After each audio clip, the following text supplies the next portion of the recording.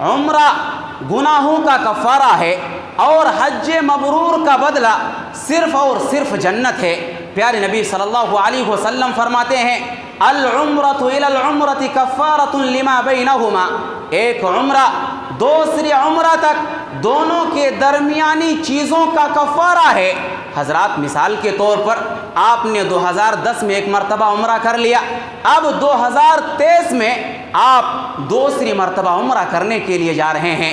پیارے نبی فرماتے ہیں کہ آپ جیسے ہی دوسری مرتبہ یہ 2023 میں عمرہ کریں گے، 2010 سے لے کر کے 23 تک کے درمیان آپ سے جو خطائیں ہوئی ہیں اللہ رب العالمین اس دوسری عمرے کے نتیجے میں معاف فرما دے گا۔ اسی طرح پیارے نبی نے فرمایا والحج المبرور لیس له جزاء الا الجنہ، حج مبرور کا بدلہ صرف اور صرف جنت ہے۔ حج مبرور کسے کہا جاتا ہے؟ وہ حج جس کے اندر حج کرنے والا حاجی گناہ نہ کرے، وہ حج جس کے اندر حاجی معصیت کا ارتکاب نہ کرے، کسی کے ساتھ لڑائی جھگڑا نہ کرے، کسی کے ساتھ گالی گلوج نہ کرے اور سنت کے مطابق حج کی ادائیگی کرے، ایسے حج کو حج مبرور کہا جاتا ہے۔ اور حج مبرور کا بدلہ صرف اور صرف جنت ہے، جیسا کہ پیارے نبی صلی اللہ علیہ وسلم نے بیان فرمایا ہے۔ اسی طرح سے حضرات دوسری بات یاد رکھیں، حج جہاد فی سبیل اللہ کے بعد سب سے افضل عمل ہے۔ پیارے نبی صلی اللہ علیہ وسلم سے سوال کیا گیا یا رسول اللہ ای الاعمال افضل، اعمال میں سب سے افضل عمل کون سا ہے؟ پیارے نبی صلی اللہ علیہ وسلم نے فرمایا اللہ پر ایمان لانا، اس کے رسولوں پر ایمان لانا یہ سب سے افضل عمل ہے۔ پیارے نبی صلی اللہ علیہ وسلم سے پھر سے سوال کیا گیا یا رسول اللہ اس کے بعد سب سے بہترین عمل کون سا ہے؟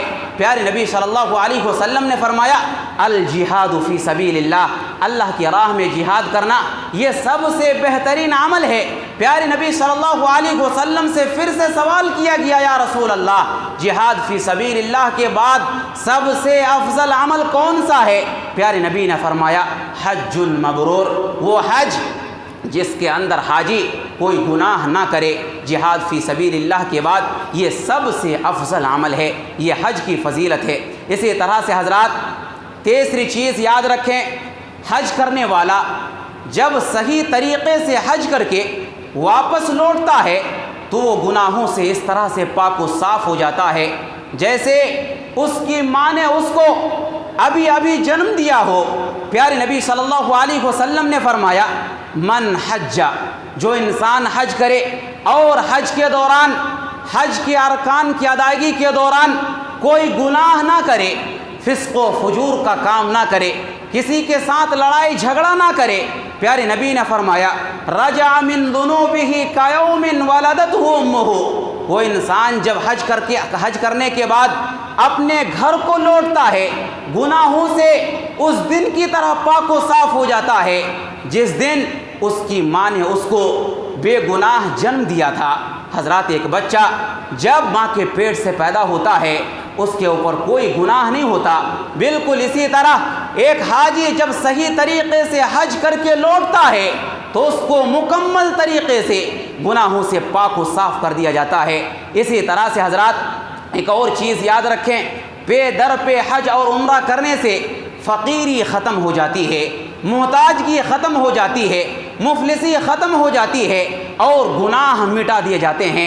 پیارے نبی صلی اللہ علیہ وسلم نے فرمایا اپنے صحابہ کو مخاطب کر کے اے میرے صحابہ تم لوگ پے در پہ کنٹینیو تم لوگ حج اور عمرے کی ادائیگی کیا کرو، اور یاد رکھو حج اور عمرہ یہ فقر و فاقہ کو ختم کر دیتے ہیں اور گناہوں کو مٹا دیتے ہیں، بالکل ویسے ہی جیسے بھٹی لوہے کے اوپر کے زنگ کو ختم کر دیتی ہے، سونا اور چاندی کے اوپر کے میل کچیل کو دور کر دیتی ہے۔ حضرات یہ حج اور عمرے کی فضیلت ہے۔ اسی طرح سے حضرات حج سے گزشتہ انسان کے تمام گناہ معاف کر دیے جاتے ہیں۔ پیارے نبی صلی اللہ علیہ وسلم کی حدیث حضرت عمرو بن العاص رضی اللہ تعالیٰ عنہ سے مروی ہے۔ حضرت عمرو بن العاص کہتے ہیں میں نبی صلی اللہ علیہ وسلم کے پاس آیا اور میں نے کہا یا رسول اللہ آپ اپنا دائیں ہاتھ بڑھائیں، میں آپ کے ہاتھ پر بیعت کرنا چاہتا ہوں، میں اسلام قبول کرنا چاہتا ہوں۔ پیارے نبی صلی اللہ علیہ وسلم نے جب ہاتھ بڑھایا، عمرو بن العاص نے جو ابھی مسلمان نہیں ہوئے تھے، انہوں نے اپنا ہاتھ کھینچ لیا۔ پیارے نبی صلی اللہ علیہ وسلم نے پوچھا، اے عمرو تمہیں کیا ہو گیا ہے؟ تم نے تو ابھی کہا تھا کہ آپ اپنا ہاتھ بڑھائیں، میں اسلام قبول کروں گا۔ جب میں نے ہاتھ بڑھایا تم نے اپنے ہاتھ کو پیچھے کیوں کر لیا؟ عمرو بن العاص نے کہا، یا اللہ کے رسول، میں اسلام قبول کرنا چاہتا ہوں، مگر میری ایک شرط ہے، اگر شرط منظور ہے تب تو میں اسلام قبول کر لوں گا، ورنہ میں اسلام قبول نہیں کروں گا۔ پیارے نبی نے پوچھا، تمہاری شرط کیا ہے؟ عمرو بن العاص نے کہا، یا اللہ کے نبی، اگر میرے گزشتہ سارے گناہ اسلام قبول کرنے کے نتیجے میں معاف کر دیے جائیں تب میں اسلام قبول کروں گا، بصورت دیگر میں اسلام قبول نہیں کر سکتا۔ پیارے نبی صلی اللہ علیہ وسلم نے اس موقع سے عمرو بن العاص رضی اللہ تعالیٰ عنہ کو مخاطب کر کے فرمایا، اے عمرو، ان الاسلام یہدم ما کان قبلہ، یاد رکھو اسلام اپنے سے پہلے تمام خطاؤں کو مٹا دیتا ہے۔ اسی طرح پیارے نبی نے فرمایا، ہجرت اپنے سے پہلے تمام خطاؤں کو، گناہوں کو مٹا دیتی ہے۔ اور اسی طرح پیارے نبی نے تیسرا جملہ استعمال کیا، وَأَنَّ الْحَجَّ يَهْدِمُ مَا كَانَ قَبْلَهُ، حج یہ اپنے سے پہلے تمام گناہوں کو مٹا دیتا ہے۔ حضرات، یہ حج کی فضیلت ہے۔ انسان حج کرنے سے پہلے اگر توحید والا ہے، انسان حج کرنے سے پہلے جو بھی گناہ کرے، انسان سے جو بھی گناہ ہو جائے، اگر انسان زندگی میں حج کر لیتا ہے، گزشتہ سارے گناہ انسان کے معاف کر دیے جاتے ہیں۔ اسی طرح سے حضرات یاد رکھیں، حج اور عمرہ کرنے والے کی دعائیں اللہ رب العالمین قبول کر لیتا ہے۔ حج اور عمرہ کرنے والے یہ اللہ کے مہمان ہوتے ہیں۔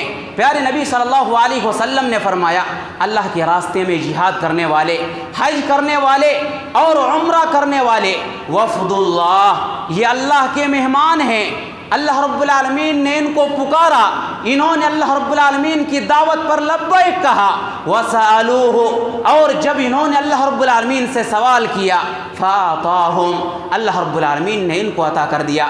حضرات، حاجیوں کی اور عمرہ کرنے والوں کی دعائیں قبول کر لی جاتی ہیں، اس لیے حاجیوں کی ذمہ داری ہے، عمرہ کرنے والوں کی ذمہ داری ہے کہ اپنے لیے بھی دعا کریں، اپنے گھر والوں کے لیے، خاندان والوں کے لیے، معاشرے کے لوگوں کے لیے، معاشرے کے اندر امن و امان برقرار رہے، اس کے لیے حاجیوں کی ذمہ داری ہے کہ وہ دعائیں کیا کریں۔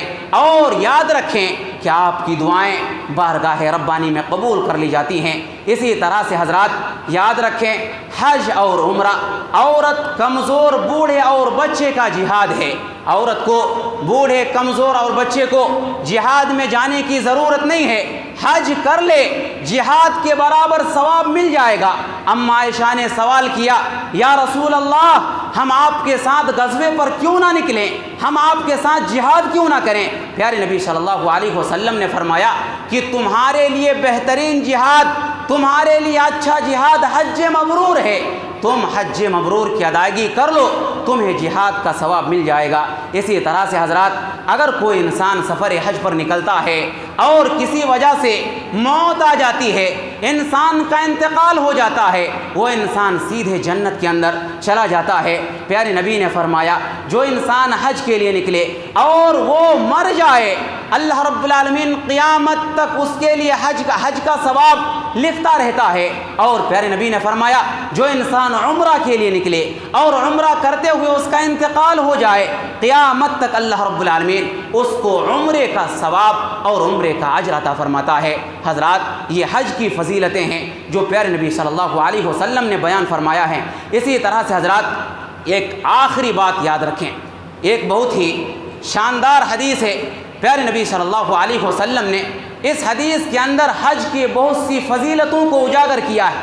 پیارے نبی صلی اللہ علیہ وسلم نے حجاج کرام کو مخاطب کر کے فرمایا، اے حجاج کرام، یاد رکھو، جب تم سفر حج پر نکلتے ہو تو تمہاری سواری کے ہر ایک قدم پر تم کو ایک نیکی دی جاتی ہے اور ایک گناہ تمہارا مٹا دیا جاتا ہے۔ وَأَمَّا وُقُوفُكَ بِعَرَفَةٍ، اور یاد رکھو، جب تم میدان عرفات میں ٹھہرے ہوئے ہوتے ہو تو اللہ رب العالمین آسمانی دنیا کی طرف نزول فرماتا ہے اور فرشتوں کے سامنے اپنے ان بندوں پر فخر کرتے ہوئے کہتا ہے ہاؤلائی عبادی، اے میرے فرشتے یاد رکھو یہ میرے بندے ہیں، یہ میرے بندے ہیں، جاؤنی ثاشن غبرا، یہ میرے بندے میرے پاس آئے ہیں، پراگندہ حالت میں ہیں، غبار آلود حالت میں ہیں، دور دراز سے سفر کرتے ہوئے یہاں پر جمع ہوئے ہیں، یرجون رحمتی، یہ لوگ میری رحمت کے امیدوار ہیں، میری جنت کے امیدوار ہیں، وَيَخَافُونَ عَذَابِي، اور یہ لوگ میرے عذاب سے ڈرنے والے ہیں، وَلَمْ يَرَوْنِي، حالانکہ ان لوگوں نے مجھے دیکھا تک نہیں ہے، اگر یہ لوگ مجھے دیکھ لیتے ان کی حالت اور ان کی کیفیت کیا ہوتی۔ اس کے بعد پیارے نبی نے فرمایا فَلَوْ كَانَ عَلَيْكَ مِثْلُ رَمْلِ عَاجِلٍ، پیارے نبی صلی اللہ علیہ وسلم نے فرمایا کہ حاجیوں کو مخاطب کر کے کہ اے حاجیوں، اگر تمہارے اوپر ریت کے ذرات کے برابر، دنیا کی ایام کے برابر اور بارش کی بوندوں کے برابر بھی گناہ ہو، اللہ رب العالمین اس حج کے نتیجے میں تمہارے سارے گناہ کو مٹا دیتا ہے، تمہارے سارے گناہ کو معاف کر دیتا ہے۔ اور یاد رکھو جب تم جمرات کو کنکریاں مار رہے ہوتے ہو، اللہ رب العالمین تمہاری اس نیکی کو تمہارے لیے ذخیرِ آخرت بنا دیتا ہے۔ اور جب تم اپنے سر کو منڈوا رہے ہوتے ہو، اپنے سر کے بال کو نکال رہے ہوتے ہو، تو اللہ رب العالمین ہر ایک بال کے بدلے میں تمہارے لیے ایک نیکی کو لکھ دیتا ہے۔ اور جب تم سفر حج سے واپس اپنے گھر کو لوٹتے ہو تو تم گناہوں سے اس طرح پاک و صاف ہو جاتے ہو جس طرح کی تمہاری ماں نے تم کو دنیا کے اندر جنم دیا تھا۔ حضرات، یہ اس حدیث کے اندر پیارے نبی صلی اللہ علیہ وسلم نے بہت ساری حج کی فضیلتوں کو اجاگر کیا ہے، بیان کیا ہے۔ حضرات، اتنی فضیلتیں سننے کے باوجود اگر کوئی انسان حج نہ کرے، پیسہ ہے، مالدار ہے، لیکن سوچ یہ ہے کہ ارے اگر ہم حج کریں گے 5 لاکھ روپیہ ختم ہو جائے گا، 6 لاکھ روپیہ ختم ہو جائے گا، ہمارے گھر والے کیسے زندگی گزاریں گے، ہمارے بچوں کا کیا ہوگا؟ اگر اس وجہ سے انسان حج نہ کرے تو پیارے نبی صلی اللہ علیہ وسلم نے فرمایا کہ ایسا انسان جس کے پاس پیسہ بھی ہو، جس کے پاس مکہ مکرمہ جا کر کے آنے تک کا خرچہ موجود ہو، اور وہ انسان حج نہ کرے مر جائے، وہ انسان یہودی کی موت مرتا ہے، وہ انسان نصرانی کی موت مرتا ہے، وہ انسان جاہلیت کی موت مرتا ہے۔ حضرات، ہم سب کی ذمہ داری ہے کہ اگر اللہ نے ہم کو پیسے سے نوازا ہے، اگر ہم مکہ مکرمہ جا کر کے آ سکتے ہیں، ہماری ذمہ داری ہے کہ ہم حج کرنے کی کوشش کریں۔